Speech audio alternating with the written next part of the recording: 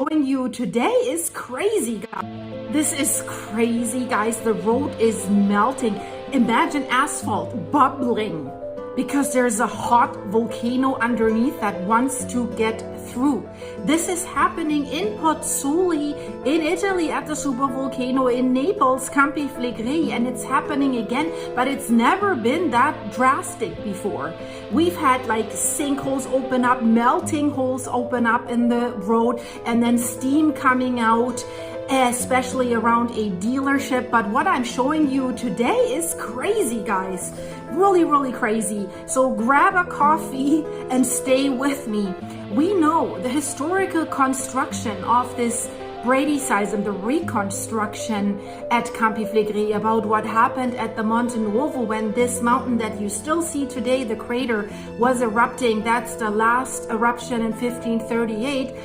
That result that they got from that tells us that we must prepare for the possibility of an eruption. Check my playlist about Campi Flegrei. I have the latest studies there. I'll also put some in the end screen. But new research that has constructed 3,000 years of Bradyseism and activity at Campi Flegrei. It disproves the theory that these phenomena have always existed. They're not normal. They only exist before eruptions. And this is escalating, guys. The fumaroles at the Solfatara crater, this is near this road, the Via Antiniana, has gone up to 165 degrees Celsius. Just as a comparison, the last 2 years, we were always, the fumarole temperatures between 94 and 95 degrees Celsius. They're measuring this roughly 10 to 14 feet away from the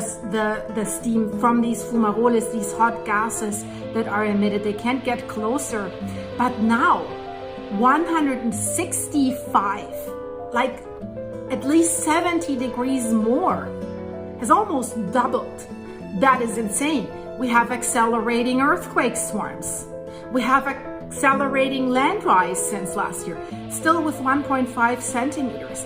And the volcano is telling them, I'm melting your infrastructure. Maybe you should leave. At least leave the area that's the direct red zone. Because from all sides, the studies are coming in and are telling us we cannot rule out an eruption. Most likely it will be a phreatic eruption, but that doesn't calm me down, guys. Because I tell you, Monte Nuovo had a phreatic eruption first.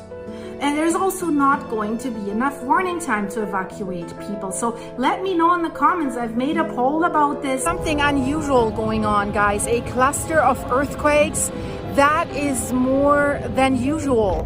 And behind me is the Cascadia fault. The fault line that will rip open the Pacific Northwest, the big one, magnitude 9+ that everyone's afraid of. So that earthquake swarm, do we need to worry? Because this is right where the Olympic Mountains are, right at the doorsteps of Seattle, millions of people. Unusual uptick of earthquakes along the Cascadia fault, guys.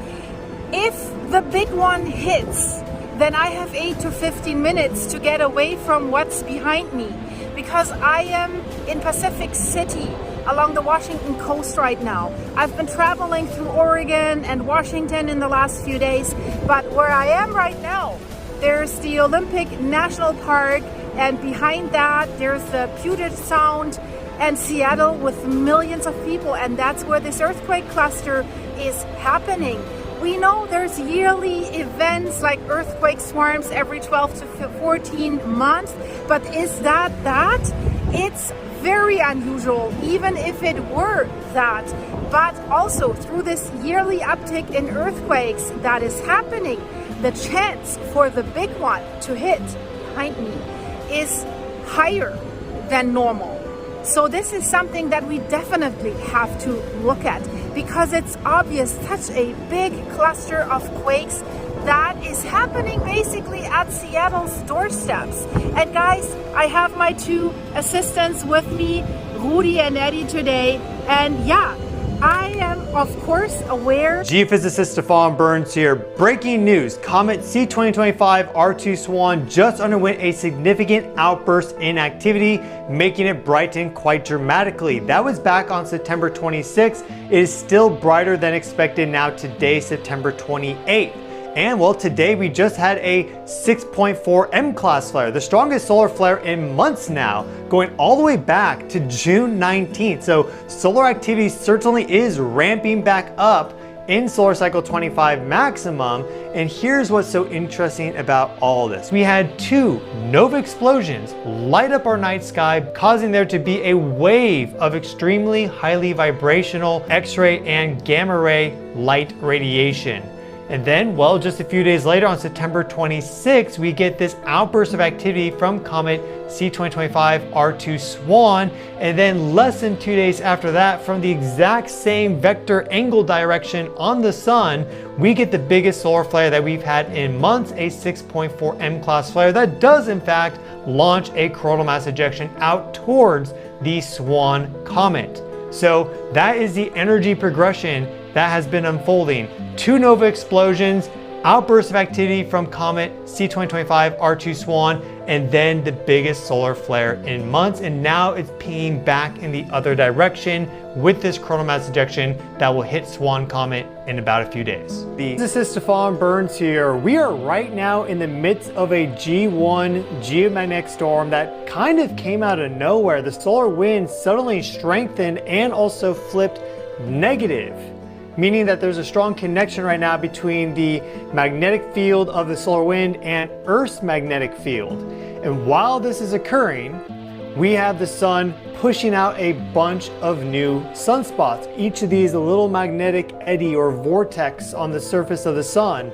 So sunspots are climbing back to 200. Right now they're over 190, and they're kind of defying the normal rhythmic trend that sunspots have. So it really does look like this second peak in solar activity for solar cycle 25 maximum is going to happen this fall, which is what we've been forecasting on the channel now for quite a few months. I base that off of a bunch of different data points and also a super reliable intuition and gut feeling. So we'll see how long-lived this is, but it was really sudden. 36 hours ago, just sunspots coming out, and we have this G1 geomagnetic storm right now.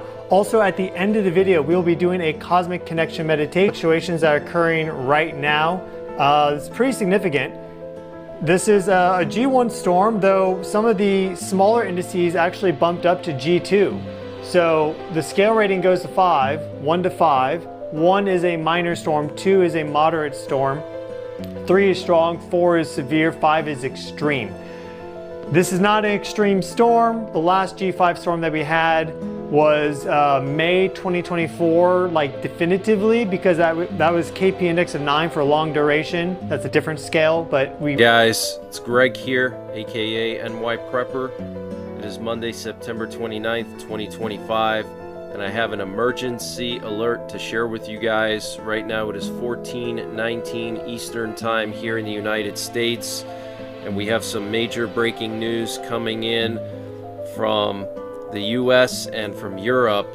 So Trump has reportedly approved the deliveries of Tomahawk missiles to Ukraine and has authorized their use on targets deep inside of Russia.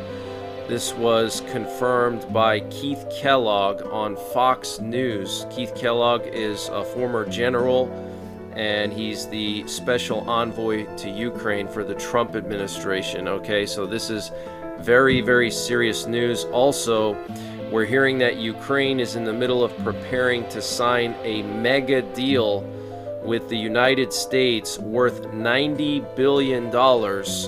According to Politico, it also will include long-range weapons such as the Tomahawk missiles. Okay, so a $90 billion mega deal with the US. Ukraine is about to sign it. It's going to include various types of advanced weapons, especially long-range advanced weapons like the Tomahawk missiles. And Keith Kellogg and various sources are now reporting that Trump has approved Tomahawk missiles for Ukraine, and authorize their use deep inside of Russia. This is huge news, okay? This is just a wild satellite picture to see both of these storms right next to each other. Umberto is moving more towards the north. There's Bermuda right there where the M is, okay? And this one will wrap around. But as this goes around, it's literally going to pull on Imelda. And Imelda is going to follow it right out. So initially we were thinking Imelda went into Charleston, maybe even Myrtle Beach. And in fact, the Hurricane Center's first forecast had it stalling. It was here one day, and then 12 hours later, it was right on the coast. That would have been a huge amounts of rain. Thankfully, that does not look like that's going to happen, and it even stayed offshore. I mean, look at that rain shield there, staying offshore. That's about 175 miles off of Cape Canaveral. So we just get a few of these showers pushed back. Winds right now, 65 miles per hour with Imelda. Imelda's going to start making a turn. It's moving to the north now, might go northeast later tonight, but certainly during the day tomorrow, it goes northeast and east-northeast. But that takes it towards Bermuda with 90-mile-per-hour winds by Wednesday. So it looks like they've been dodging everything this year. Looks like they may have to deal with this one. That's a 36-hour loop. And in just the last 24 hours or so, there's been a little bit more wind shear on. See how the center's here and most of the storm? Look, that's a good circle with the eye, and it was almost a perfect eye, centered. Now the center is not the center of the cloud. You see here how much they extend out to the east? That's wind shear. And so that should continue to knock the intensity down as it moves by. So 105, well, 140 right now, right? 105 by tomorrow afternoon. Wednesday afternoon, it's 85 as it's going around, okay? So that will give them some wind and some rain, but not those high numbers. Now, the wind, this is tomorrow, and that's why I say that northeast coast of Florida will get their most wind tomorrow. It's not terrible, but again, gusts in the 30s. Then by Wednesday afternoon, it's pulling away. Now, I will show you this. Look what happens for us Thursday. It's not a lot of wind, but we'll call it. Tennessee is welcoming federal forces to Memphis starting today. Federal agents being deployed across the city to help fight crime. Tennessee Governor Bill Lee says personnel from 13 agencies will be helping city police crack down on crime. Right now, it's unclear how many members of the National Guard will be deployed, but the governor says troops will be in support roles. They will not be making arrests. The operation also will include 300 troopers from the Tennessee Highway Patrol.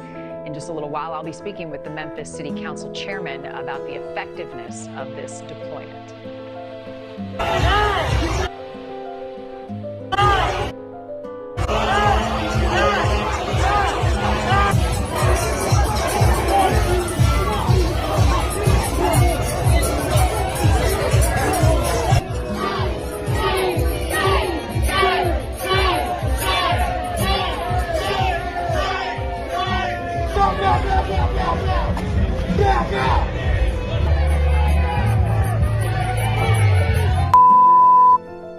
Breaking news this morning, a fatal mass shooting on the Cape Fear River.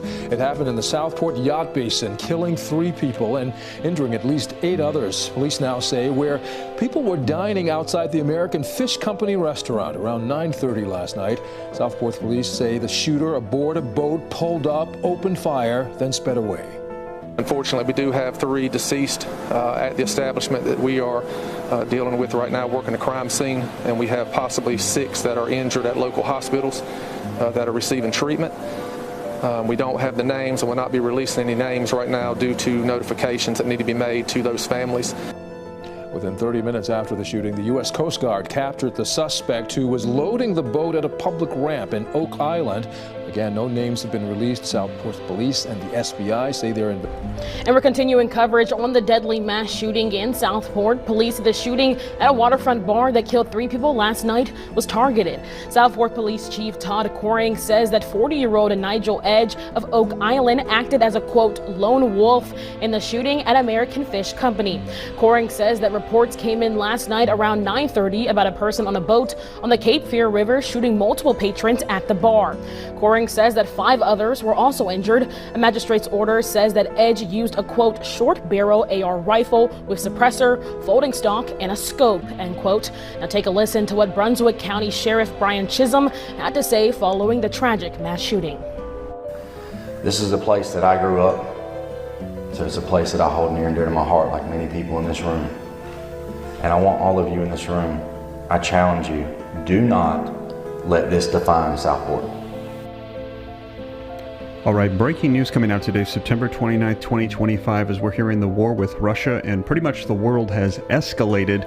We're hearing that a draft has now officially been enacted by Russian President Vladimir Putin, and a lot of people are wondering, is this the route we're going to be going here in the United States? Now, this is happening while we're also hearing that the United States is planning to send over more missiles to Ukraine to defend themselves, and things are escalating with NATO. Let's take a look at the latest headlines so that way you can see it for yourself. Coming out today, September 29th, 2025, Putin signs military draft for 135,000 citizens amid ongoing mobilization plan.